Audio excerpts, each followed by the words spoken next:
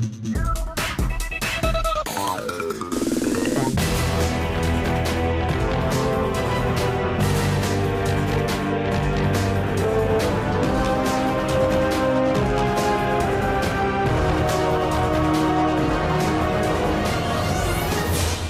up YouTube, Dal here from Zephyr War Games. It is a brand new month and of course it is the month of Nationals, especially for here in the UK. So I'm going to take you through the top 5 decks that I know that you're going to need to be watching out for and could possibly be the best decks going forward this format. With all of that out of the way, please smash that like button, hit that notification bell and subscribe. You're definitely going to want to be checking out all of the top 5 decks. I'm going to go into as much detail as possible, and then if this video gets 50 likes within the first 24 hours, I will bring you part 2, which will basically be an analysis of the hand trap and side deck cards that you can use against these top 5 decks. With all of that out of the way, let's dive headfirst into number 5, and number 5 on the list is going to be Eldlich Control.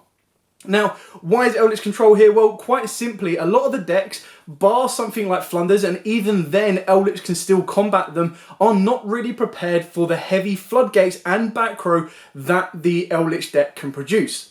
Not to mention that Eldlich can then be used with other small engines such as Red Eyes Fusion for Dragoon, but it can also be used for Branded Fusion as a Mirror Jade, and then of course you've got the Fusion Destiny package. Not to mention if you really wanted to, you could try and go down the Scythe and Scythe Gadget route, but you will not have the access to Verte.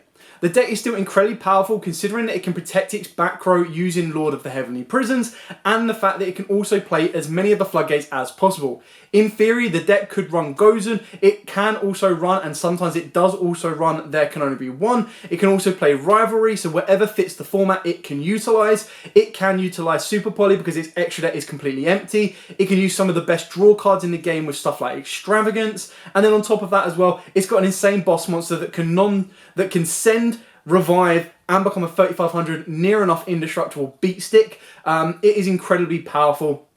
On top of that, if they really wanted to, they can then fall back on something like Skill Drain, and they can also fall back on stuff like Inspector Border, and their entire extra deck is completely open. The biggest downside of the deck as to why it's not higher up the list is it's not the greatest going second. So if it was to lose the dice roll, it does need a bit of time to set up, but it can also utilise stuff from the sideboard such as Anti-Spell Fragrance as well. So that is why I feel that Eldlich definitely gets in at number 5. I just feel that the control aspect is something that the format isn't entirely prepared for. Like when you talk about the other 4 decks I'm going to mention, very few of them actually have a consistent amount of back row, and it does seem that a lot of it is going on front row with searchable counterplays for that itself. So moving on to number 4. Now this is something that I'm going to put here because it's not fully tested or proven yet. Yes, it did really well at YCS Hartford, and I expect it to do better going forward, but as of right now, when you compare the other 3 decks I'm going to mention, this one hasn't been able to prove itself to the max as of yet because it is a brand new deck, and I'm going to count that as a Therion, and I'm going to count it as any variant. So some of the variants are a little bit better, like the Plant variant, but you've also got the Punk variant and of course the ABC variant. So what are Therions? Well, Therions are a brand new mini archetype that we received in Dimension Force that revolve around the ability of an Omni Negate, a field spell that can protect and search and recycle. Not to mention you've also got a plant that synergizes with the plant deck as well in order for you to get the field spell, and they're all pretty much free summons as long as you have a Therion or a retrospective attribute in the graveyard. For example, what I mean by that is King Regulus needs a machine, Lily needs a plant, and so on and so forth. When you utilise other engines in it, such as the ABC, along with the Brave engine as well, you're setting up your graveyard so that your Therions can resolve successfully. You're also then setting up the ability for stuff like Punks, which we've all seen have like a 1.5 card combo that can get them all the way to a King Calamity. You then add a King Regulus on the top of that. You've got 2 Kings dominating the board and pretty much protecting and shutting down your opponent for a turn to then go for game the turn after that. You then look at stuff like the Plant variant. The Plant variant is actually taking the game by storm. It is doing very well. It's not tier 0, but it is incredibly powerful because it does have the ability to utilise some of the strongest plant monsters we've had in the game that we haven't really yet been able to kind of utilise. So you've got the Link 4 as well that is going to be forming some form of disruption. You've also got Regulus being an Omni Negate, and then you're backing it up with the Rika cards as well. Moving on to number 3. Now, number 3 is always a toss-up between second place and third place, and I've kind of gone back and forth with this with a couple of people as well, and I've kind of gone, well, do you think this is going to be second or do you think it's going to be first? Now, my initial stance was to put this as second, but then seeing the representation and its kind of abilities in regionals and YCS Hartford, I've decided to go for number 3 being Floowandereeze. The reason this is at third is for the pure fact that it doesn't really have a bad matchup against the following second place and first place, and the fact that it kind of takes it all back down to basics. The big difference between this deck and everything else is that it can struggle a little bit going second. But when it goes first, and as long as it can successfully resolve, their field spell is incredibly powerful. It gives them the ability for basically an additional normal summon that can then continue its plays all the way up to a walking, talking skill drain in the form of M-Pen. And then, of course, you do have the complete special summon lock of the Wind Barrier statue, not to mention the Apex Avion and, of course, Riser, basically playing more during your opponent's turn than during your turn.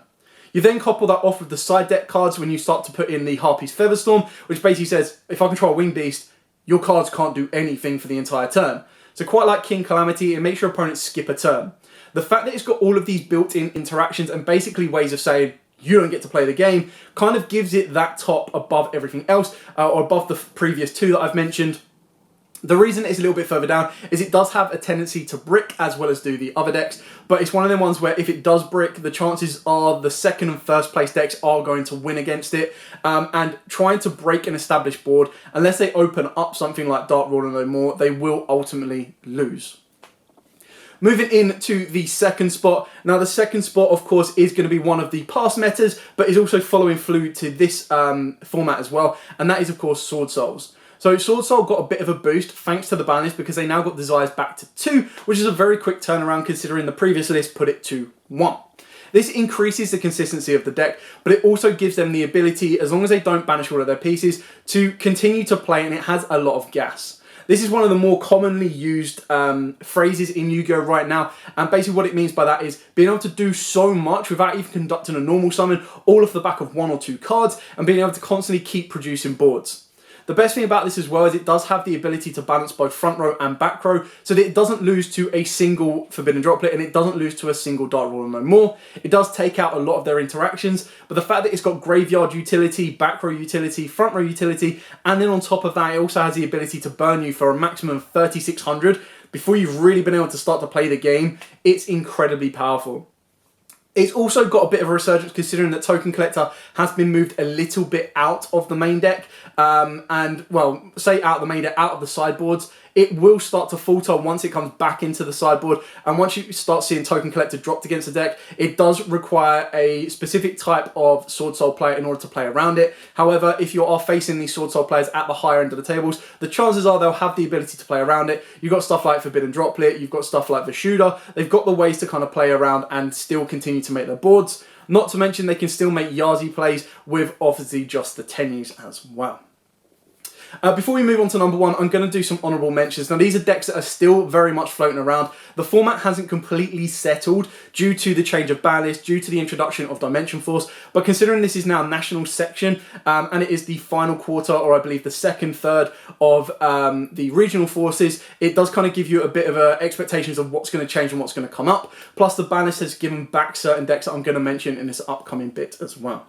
So we'll start off with, of course, Drytron's. Drytron's got a very nice boost for the ban list because now Ben 10 is back to 2. Off the back of that, Drytron's kind of have the ability to flow with everything else. The fact that it does not conduct a normal summon, it doesn't allow you to use your normal summon in a sense that you can't special summon other monsters apart from the Drytrons.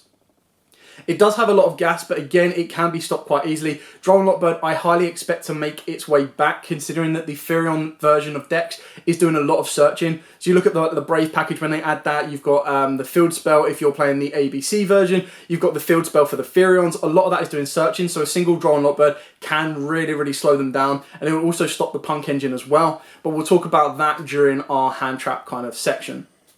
Other ones that's been creating quite a bit of a storm is Phantom Knights. Now, Phantom Knights, of course, aren't going to be absolutely dominating right now because they do hard lose to a Super Poly, which will come later on. But you do also need to consider as well that the deck has this ability, which is kind of like the newfound ability or refresh ability to make Evil Swarm Ophion as well, and that basically gives your opponent a full shutdown because it stops level 5 or higher, and that is pretty much what Swordsoul and, of course, what branded Despia is all about. So it does have a very nice counter against the stronger and the higher level matchups. When you look at the other stuff, it stops the Therions, it also stops the Swordsoul, it stops Eldlich, and it kind of deals with all of those tough high level monsters that your opponent will probably produce, which is why it has a very good matchup. But its consistency and its way to play through hand traps is a little bit less than the rest, which is why it does not make it into the top 5. Another honourable mention is the one that won YCS Hartford, and that is of course Striker Mine. Now this deck I expect to get a lot more popularity due for the fact that it did win YCS Hartford, but it did fall back on Mystic Mine as well quite a lot. The thing with Strikers is it does have the ability to play additional engines as well, and it does have the ability to play Mystic Mine, which is one of the strongest cards around, for the pure fact that it says, well, you can't do nothing, I can continue to make my plays until I'm able to go, okay, I've got my Raise in the graveyard, I've got my Hayate on board, I'm going to attack, poke, send, make Kagari, add back. While you've got 2 monsters on the board, you're not doing anything. And then all I really fear is the second that you go into a Link 2, you'll then clear off my monster, but then Ray comes back, Ray then goes to Kagari, I then gain back more resources from the graveyard. I can then activate Metaverse or Trap Trick, or I can activate Demise of the Land, set you down under Mystic Mine, and then just attempt to deck you out, or just poke for game with Hayate.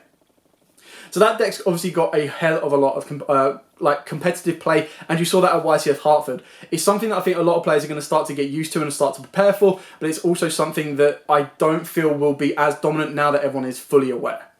Another one, or one of the final ones, is going to be Dragon Link. The reason Dragon Link is up here is because even after many a ban list, it still has the ability to mix itself with Brave, set up its graveyard, and again that word is gas. It has so much gas that it can continue to play no matter what happens to it. It's not a type of deck that a single D barrier or a single hand trap will shut its turn down. It still has the ability to play through that and continue to make plays should you see fit. It's also got the ability to Psyflock, but I feel that the Psyflock is getting less and less relevant because it's one of them ones that after turn 1 is completely redundant unless you're going to start looping it from the graveyard.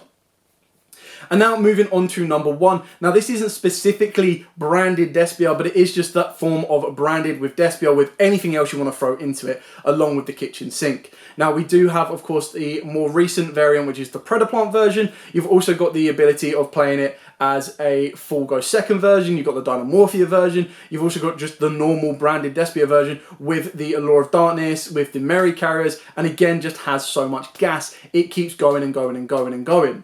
Stuff like D-Barrier and Super Poly really does hurt the deck, but when they're setting up stuff like the Field Spell, Quinteris, that just constantly lets their cards float and loop themselves around, it's always going to manage its resource to the best of its capabilities, and that's when stuff like Brandon Red comes through, so it's like, okay, D-Barrier, okay, cool, set Brandon Red, pass. And then you've still got plays to make. You've got Guardian Chimera, which is one of the strongest interruptions that the deck has. Not to mention that if it really, really wanted to, it could sit on a Masquerade Dragon and just watch you burn your life points away. And it's one of the big factors, along with Swordsoul, that kind of has that ability to play during time.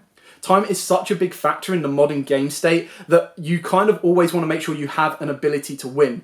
There are decks that kind of need to force it in. I mean, Dragon Link can put in Scarlet Red Dragon Archfiend. You look at rank 4 decks do have the ability to put Cowboy in there.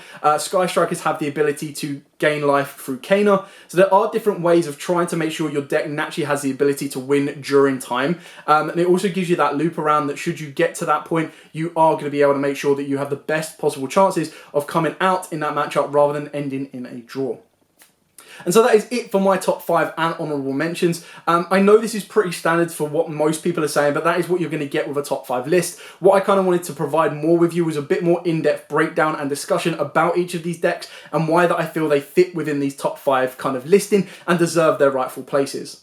Let me know what your top 5 meta decks are in the description or the comments down below. And as absolutely always, we're open to discussions going back and forth for these. Like I said, this list has changed a lot and it will probably change a bit more as we enter into the national season and get more YCSs and regionals underway just to kind of see what the outcome is going to be. Keep in mind that I don't feel that this format is going to change until we get at least Power of the Elements. There's not really any big set releases. The only thing that's going to come out between now, I mean, the proposed ban list is December, so we haven't got to worry about that. And then Power of the Elements is going to be about 4 months away. So the only thing that's going to change between now and then is just going to be reprint season. When you look at stuff like, I don't believe that, I think it's Tactical Masters is the new side set that introduced us to the new pendulums that can adapt their scales. You've also got the Ruins, which I believe are the spells that can be activated from the hand during your opponent's turn. And then you've got one more as well that I think it's like the Labyrinths. So I can't imagine them adapting the meta or changing it in such a big way as much yet. So once this format starts to settle out, which will be after the national season, as yet there are no Euros confirmed, there are no Worlds. We know there's definitely no Worlds. So it's going to be interesting to see where it kind of falters to and where it kind of falls out to and kind of go from there. Even though these are the top 5 decks, what I'm trying to say with you is these top 5 decks and the honourable mentions, if you can find a deck that can battle against these with incredible consistency and have great matchups against them, that is where you're going to be able to come in and actually topple out more of these than you expect. That's why you look at stuff like Striker Mine. That's why you look at stuff like PK. If they have a very good matchup and they can do it consistently, they'll be able to play through these and cause your opponent a heck of a lot of issues. With all of that out of the way, I hope you found this useful. If you do have any questions, please put them in the comments down below. And please let me know what your top 5 are so that we can go back and forth and discuss them. It's always nice to kind of see other people's perspective on stuff like this. As absolutely always, guys, like I said, if this video gets 50 likes in the first 24 hours, I will bring you a hand trap / side deck evaluation of how you can stop these decks and even the honourable mention decks, of when to drop these hand traps, how to use these side deck cards, and what are the best side deck cards for the upcoming format. As absolutely always, guys, stay safe. And as always, happy dueling!